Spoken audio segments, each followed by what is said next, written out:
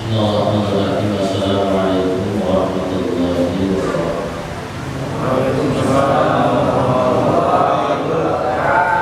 Alhamdulillah wassalatu wassalamu ala Rasulillah Sayyidina Muhammad bin Abdillah wa ala alihi wa sahbihi wa mawala la hawla wa la quwwata illa billah amma ba'd.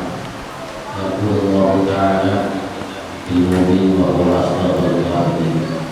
A'udzu billahi minasyaitonir rajim. Ya rabbana alladziina amanu minkum والذين أوتوا العلم درجات. وقال النبي صلى الله عليه وسلم طلب العلم فريضة على كل مسلم.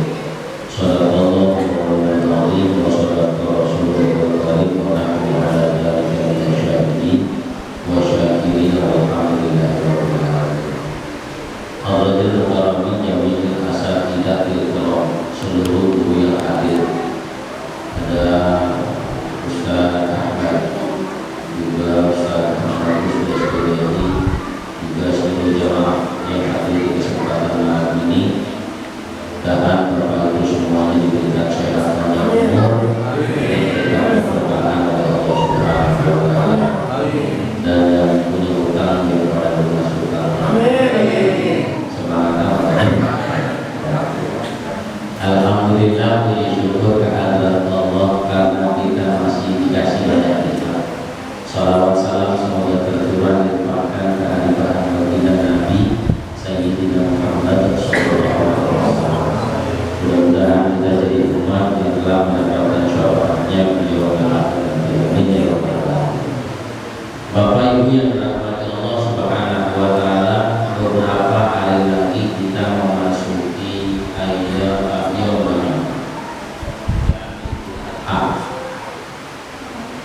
dalam Islam itu dikenal ada dua, ada Idul Fitri, ada Idul Adha atau Idul Adha. Nah, hadirin yang dirahmati Allah Subhanahu wa Ta'ala, di antara kesunahan ini yang paling gampang itu sunahnya adalah bergembira. Sudah. Jadi biar kata urusan lagi banyak banget, ya, pokoknya kalau penyakit kudu gembira, ya, dapat kupon kek enggak kek tetap gembira. Yang nggak dapat kupon datang aja ke musola, masa dikasih untuk begitu kira-kira. Ini hanya rahmat Allah Subhanahu wa Ta'ala. Maka ketika Idul Fitri atau Idul Adha, ada beberapa hal yang diperintah untuk memperbanyak amal saleh. Ramadan atau Idul Fitri sebelum masuk idnya diperintah untuk berpuasa di bulan Ramadan 30 hari atau 29 hari atau sebulan penuh. Sementara di bulan Dzulhijjah sekarang ini diperintah untuk memperbanyak amal saleh. Apa di antaranya? Puasa misalnya.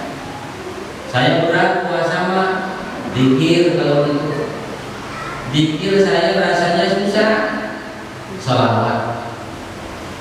Sholawat kok rasanya ribet. Senyum saja, ya. Lihat orang tertemu senyum. Insyaallah kata orang itu yang apa ya? Senyum aja. Ya, hadirin yang dirahmati Allah Subhanahu wa Ta'ala, paling tidak memperbanyak amal kebaikan. Maka hadirin yang dirahmati Allah Subhanahu wa Ta'ala, orang yang masuk di bulan Dzulhijjah, ini namanya bulan apa? Sebelum bulan Dzulhijjah namanya bulan Dzulqa'dah, ya. Dzulqa'dah, Dzulhijjah. Kita ketemu Muharram, Syawal, Rabiul Awal, Rabiul Thani, Jumadil Awal, Jumadil Akhir, Rajab, Sya'ban, Ramadan, Syawal, Dzulqa'dah, Dzulhijjah. Apa nggak kira-kira? Apa nggak? Tahunnya surah, Sapa, mulut, yuk, ada mulut, ya. Terus apa lagi? Jumadil Akhir, Jumadil Awal, Jumadil Akhir, Rajab, Roha, puasa. puasa. Ya. Terus habis puasa Syawal. Habis Syawal Akhir. Ya. Dzulqa'dah. Habis Akhir baru bulan haji. Gak apa-apa kita kenalan itu. Ya hadirin rahmat Allah Subhanahu wa taala. Masuk bulan Dzulhijjah, perbanyak amal ibadah kita. Banyak baca Qur'annya. Gak bisa saya tanya dengan zikir dan sebagainya atau dengan sholat kita, insya Allah bulan ini adalah bulan yang dimuliakan Allah, maka Allah akan dipanggankan pahala. Ya. Nah nanti ada beberapa hal lain lagi yang diperintah di bulan ini. Apa diantaranya? Haji. Walillahi 'alan nasi hajjul baiti man istata'a ilaihi sabila. Bagi orang yang istita'ah, ada kemampuan, diwajibkan baginya untuk melaksanakan ibadah haji. Apa istita'ah mampu? Yang disebut mampu itu yang bagaimana? Pertama, dia ada hartanya. Yang kedua, dia ada kesehatannya. Dan yang ketiga, dia ada waktu, ada kesempatan. Ada orang punya duit banyak, ya, badannya sehat, tapi dia tidak punya kesempatan untuk berangkat karena waktu dan sebagainya, kayak sekarang misalnya, ya, maka ini boleh dia meninggalkan hajinya untuk berangkat. Ada orang yang waktunya ada, duitnya ada, tapi sakit berat, nggak usah berangkat, itu enggak istiqomah, namanya nggak mampu. Ada juga orang yang sehat badannya, waktunya ada, duitnya kan, di rumah aja. Ya, Allah Subhanahu. Tapi saya mau berangkat juga, banyak-banyak baca surat ya. Belum berangkat juga, baca surat Tanah, insya Allah. Kalau surat Yasin belum berangkat juga, baca surat Tanah, insya Allah. Ya hadirin yang dirahmati Allah Subhanahu wa taala. Jadi itu kewajiban. Kemudian bagaimana orang yang tidak sempat melaksanakan ibadah haji karena ketidakmampuannya, boleh dia melakukan ibadah yang lebih ringan dari itu. Apa ibadah yang lebih ringan dari itu? Kurban. Sebab hukum kurban itu khilafiyah ulama berbeda pendapat. Ada yang mengatakan wajib, ada yang mengatakan sunnah. Namun pendapat yang paling kuat adalah sunnah muakkad. Tetapi menjadi wajib sekali seumur hidup. Jangan sampai sepanjang hidup nggak pernah kurban pisang. Illa kecuali orang itu nggak mampu. Cuman kok rasa-rasanya orang sekarang kalau dibilang nggak mampu, rasanya enggak juga. Ya kan? Kalau yang rokok bisa. Ya. Sehari enggak. Karena 20.000 ya. 15 hari saya kasih orang. Ya. 15.000 kali 10 hari berapa?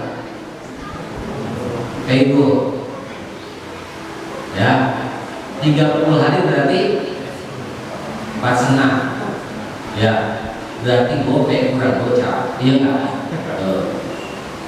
Kali 10 bulan berapa? Dapat nggak kambing? Gede apa kecil? Tapi udah kurban belum? Sungguh tak. Ini akhirnya yang terdapat di Allah Subhanahu wa taala. Ya simpel, kita ngikutnya begitu saja. Kata Nabi, jika ada orang punya kemampuan untuk berkurban yang disebut mampu begitu.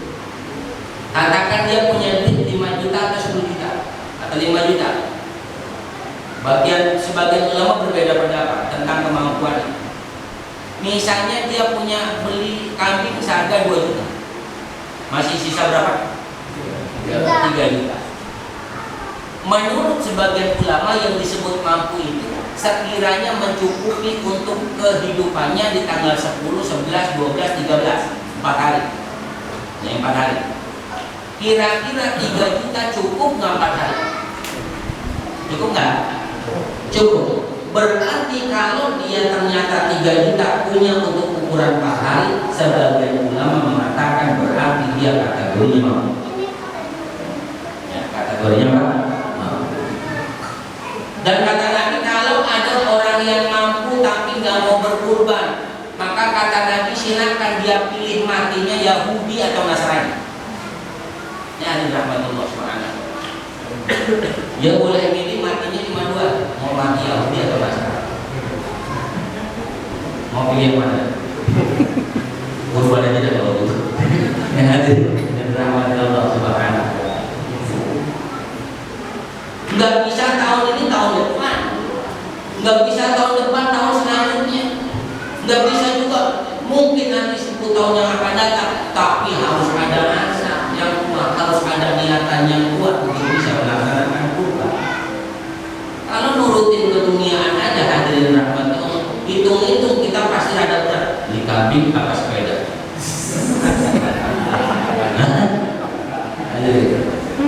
Kambing apa sepeda? Kira-kira mau yang mana? Sepeda kendaraan dunia, itu kambing kendaraan akhirat. Hadirin rahmat Allah subhanahu. Ya, apalagi kalau ada yang haji itu orang itu, bapak kira-kira mau beli kambing apa sepeda? Saya mau beli sapi sepeda juga. Haji. Ini ada sebagian oleh sebab itu ma'asyarul hadi yang dirahmati Allah subhanahu wa ta'ala, haruslah kita memiliki keinginan untuk berkurban.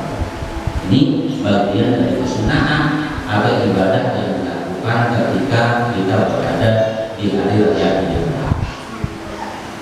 Kemudian orang yang berkurban juga perlu saya ingatkan. Orang yang berkurban misalkan menitipkan kambing ke musola atau ke masjid, maka awas, jangan sampai kemudian kulit yang sudah disesek dijual, digunakan oleh panitia digunakan untuk ongkos potong. Ini enggak. Ya. Terus bagaimana? Maka boleh disampaikan kepada yang berkurban, bapak mau naruh kambing berapa? 1. Ongkos potongnya katakanlah nggak usah banyak-banyak, 3 juta. Nggak jadi itu kalau jujur. Ongkos potongnya berapa? Katakanlah 100.000 bisa, atau 150.000. Terus sama apa? Uang plastiknya 50.000, itu jauh lebih indah kurban kita. Jangan sampai kemudian nanti gara-gara untuk beli plastik dipotong dari jual kulitan. Jadi saat saya akan bahas begitu tas tentang itu, karena bahwa kita masih sholat dulu. Ini ingetin aja karena besok lagi ya. Ini hadirin yang dirahmati Allah subhanahu wa ta'ala. Kemudian awal ketika kita berkurban jangan cuma nonton, menyaksikan hewan dipotong itu jangan cuma nonton, tapi sambil bertakbir, itu sunnah. Apalagi Allahu Akbar, Allahu Akbar, jangan ya ada suara. Buat yang nonton pun panitia kurban harus tahu aturan. Misalnya kalau ada kambing yang dipotong di sini, kambing yang satu jangan sampai melihat ini makruh. Irhamu man fil ard yarhamkum man fis sama. Harus berkasih sayang terhadap hewan, apalagi itu hewan ibadah, untuk ibadah. Maka hadirin rahmat Allah, itu diboleh kalau potongnya sebelah sini, berarti kambingnya ada di sana yang masih hidup. Walaupun kambing itu betul senang ya, pengen dipotong senang. Cuman kita nggak ngerti dong bahasanya. Kalau kita ngerti bahasanya di tukang kambing itu pilih saya itu mereka ngomong gitu. Tuh kambing itu pilih saya kata sapi saya. Kata kambing kecilan paling gue dipilih bukan begitu sih. Namanya nggak bawa duit. Ya nama Allah subhanahu wa ta'ala. Itu ketika ada orang datang itu kambing mereka cuman kita nggak tahu nggak dengar. Mereka tuh berharap supaya mereka jadi hewan kurban. Pilih saya. Belum paling kata yang kecil lagi. Nah, Nah paling gue dipilih kayaknya bapaknya begitu sih mukanya gitu ya. Ya itu rahmat Allah Subhanahu wa taala. Jadi kemudian kamu jangan sampai daging kurban itu dibagi tiga. Ya kalau memang kurbannya adalah kurban sunnah, sepertiga pertama boleh untuk dimakan si pengurban. Ini namanya tawarukan, berharap keberkahan. Jadi boleh misalnya saya atau si A naruh hewan kurban di musola. Misal saya ingin naruh hewan kurban berapa? Satu. Terus saya pengen minta pahalnya berapa? Empat jangan. Ya, seperti di kita aja satu boleh, nggak apa-apa. Bahkan perlu ditawarkan boleh, karena itu keberkahan. Sepertiga itu daging diberikan kepada orang yang tidak mampu diberikan. Ya, ini menambah daripada pahala. Kemudian sepertiga terakhir diberikan kepada orang yang mampu, ini menambah keberkahan. Ya, menambah kekuatan. Ini harus subhanallah. Jadi daging kambing itu boleh bagi orang yang mana aja boleh. Ya. Jangan kemudian musim kurban begini bukan berlomba-lomba beli kambing, malah lomba-lomba beli arang. Bukan mikirin mau beli kambing, malah yang mikirin beli arang. Ya nama tusukan sate. Kurban enggak semangat bener beli arang. Hadirin dan rahmat Allah Subhanahu. Boleh berkah dagingnya. Ya. Apalagi kalau Ustaz dibagi juga makin berkah. Masya Allah. Hadirin dan rahmat Allah Subhanahu wa taala. Ini kata-kata. Begitupun ketika daging itu memang mengandung keberkahan dari Allah Subhanahu wa taala. Karena memang diperuntukkan untuk ibadah, maka setiap orang berhak untuk mengambil daging, mendapatkan daging itu. Tetapi jangan sampai kemudian daging itu menjadi daging yang haram.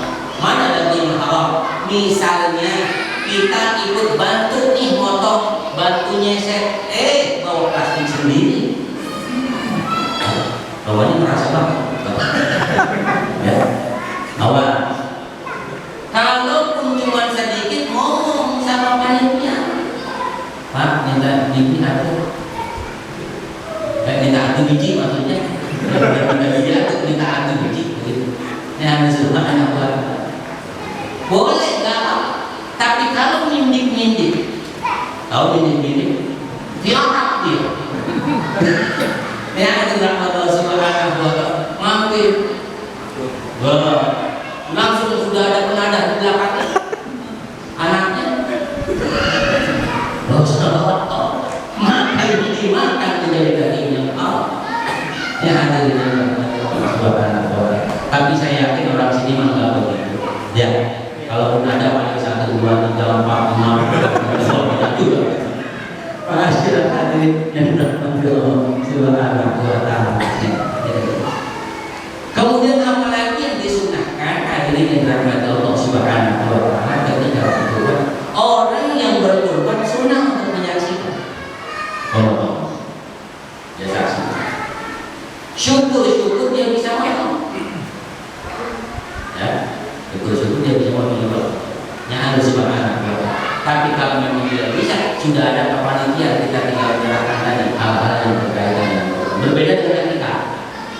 Kalau akikah itu daging yang diberikan kepada orang lain haruslah daging yang matang.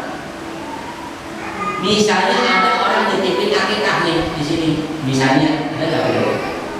Ini udah ada kambing belum kira-kira di sini? Ini kalau misalnya ada yang nitipin akikah, maka dia wajib pula memberikan uang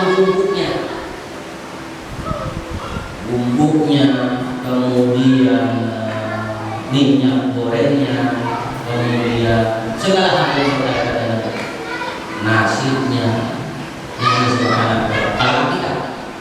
Tapi kalau kurban cukup dia berikan ongkos untuk potong dan plastiknya saja, itu ongkosnya. Ya disebutkan. Nah, hadirin yang dirahmati Allah, ketika seseorang berkurban, maka juga sunnah untuk tidak memotong kukunya, memotong rambutnya. Sejak kapan? Ada yang mengatakan dari sejak tanggal 1 Dzulhijjah kalau dia sudah mau melakukan kurban. Ada pula yang mengatakan dari sejak masuk tanggal 10 Dzulhijjah berarti maka itu kesunahannya. Nah, hadirin apa? Dan sunahnya ketika salat Idul Adha itu tidak boleh sama dengan Idul Fitri agar mendapatkan keutamaan. Misalnya Idul Fitri katakanlah mulainya jam 7.00 pagi, maka sholat Idul Adha harus lebih cepat dari itu. Jam berapa? Jam 7 kurang seperempat misalnya. Kalau Idul Fitri boleh khutbahnya lama, boleh di khotib khutbah Johor silakan. Ya. Misalnya ya khutbah Johor lama sampai boesan tuh. Saya itu boleh. Tapi kalau Idul Adha khutbahnya dipersingkat, ya, Idul Adha dipersingkat. Tapi menurut hemat saya sebaiknya tetap saja dipersingkat. Sebab baik panjang maupun pendek itu ongkosnya sama. Udah dulu ini, boleh tambahin lagi. Ya hari Ramadan karena udah kesepakatan dengan panitia. Khotib sampai aku lah yang ada yang berlaku. Jadi sunnahnya sebelum berangkat sholat Idul Fitri sunnah untuk makan dulu Idul Fitri ini. Kenapa? Sebab kan malam udah dibagi beras. Ya. Kalau Idul Adha sunnahnya nggak makan dulu. Sebab apa? Lauknya belum dipotong. Ya. Itu sunnah. Ya nunggu ya. Tapi boleh nyiapin bakaran itu dari sebelum 5 boleh. Orang dihidup-hidupin itu boleh. Hadirin yang dirahmati Allah Subhanahu wa taala, itu kesunahan. Ya.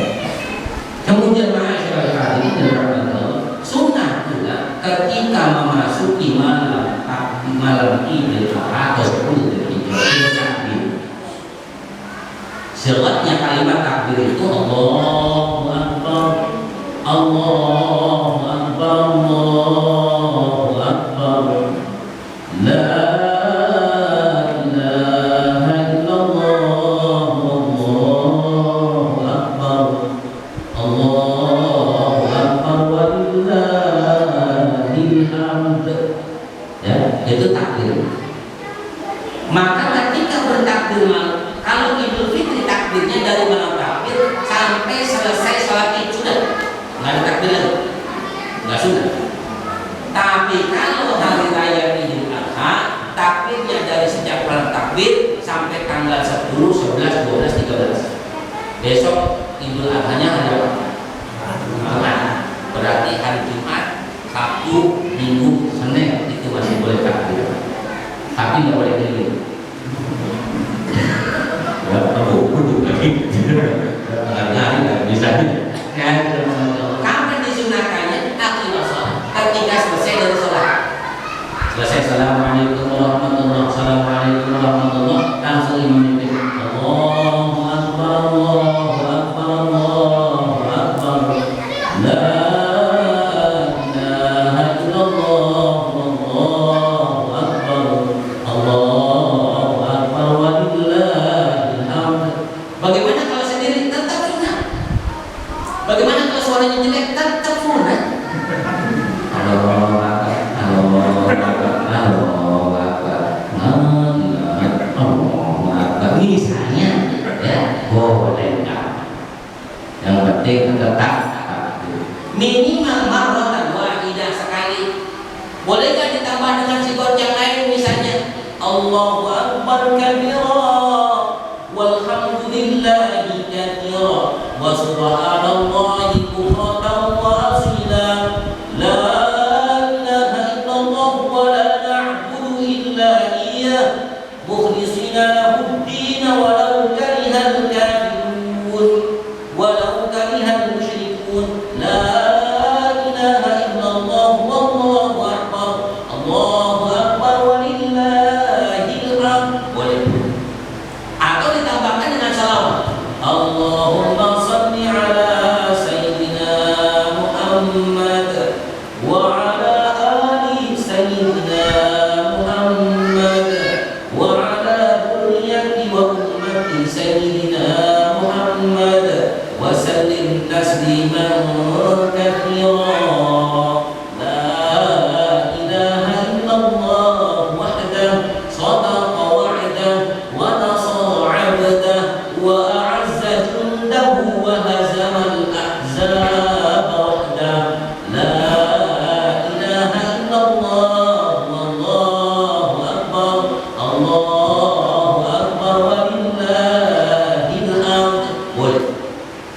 Jadi boleh ditambahkan dengan Allahu Akbar kabira atau boleh ditambahkan dengan salawat.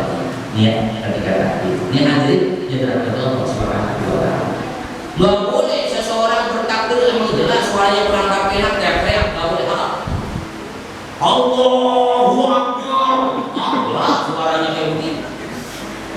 Nyanyi Allah Subhanahu wa taala. Maka buat suaranya seindah mungkin, walaupun kata dia doang yang bilang indah gitu. Walaupun yang bilang indah cuma dia doang, itu nggak apa-apa. Enak gak suara saya? Enak. Untuk tambah kepada mati. Ini hadirin dirahmati Allah Subhanahu wa taala, itu kesunahan ketika seseorang berada di Dzulhijjah. Ma'asyiral hadirin yang dirahmati Allah Subhanahu wa taala, kemudian orang yang berada di bulan Dzulhijjah ini juga memperbanyak dia daripada sholat, ya, memperbanyak daripada sholat. Maka boleh ada sebagian orang yang tahun ini dia mampu berkurban dengan kambing. Kalau bicara afdal, yang paling afdal itu kambing, domba. Ya. Kemudian setelah domba baru kambing biasa. Setelah kambing biasa baru onta. Setelah onta itu baru sapi. Ya. Jadi ansuan ini bicara afdal daripada binatang. Jadi kalau bicara pilih sapi atau otak, sebetulnya semuanya afdal sebetulnya mah. Ya, subhanallah. Ini secara ma'asyiral hadirin yang dirahmati Allah Subhanahu wa taala. Sehingga ketika seseorang berkurban ini juga harus memenuhi daripada syarat-syarat hewan ini. Sebagian ulama mengatakan kupak atau kupak ya sudah cukup usianya untuk dikurbankan. Tetapi tidak boleh kemudian hewan yang cacat dikurbankan. Ini harus Subhanahu wa taala. Jadi intinya, kalau ada orang yang ternyata dia nggak sanggup untuk sapi, nggak sanggup, kambing juga nggak sanggup karena memang tahun ini lagi banyak urusan, bisa ya, maka boleh dia potong ayam. Segede kambing nggak usah, ayam biasa saja. Ya. Dipotong, disayur, dibagikan ke tetangga, insya Allah pahalanya sama seperti kurban. Ya. Nggak sanggup ayam Ustaz?